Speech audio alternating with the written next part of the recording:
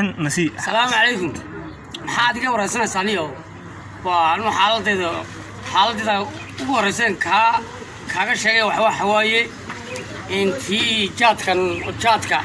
cunistiisa sax hormadii waxa bilowday markay maanta sumeeyaan inay barina soo gooyaan rag badan oo saaxiibada ay watageen anna habeen dhaweyto wadna ay shanqaray si fiican kuwii gariirayba ruuxii barjaalan oo baraayo oo baal qurdiisa yaa waan ku guray qolkay 12 habeenimo tahay baan sida u gariiray gabigay gubaniyo wana magaas tirigi baa ku kacsan waxaan san u gariiray waaba dawadi gaas tirigan saddex xabba gurido waxba way tiri waan gariirayaa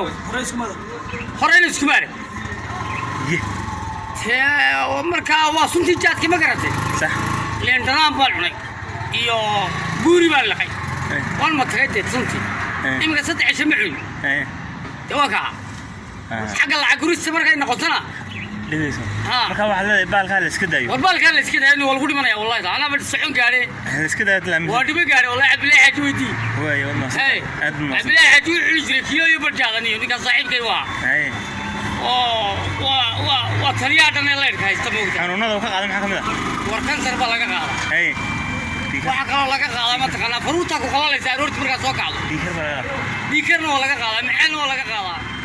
waa ma santahay way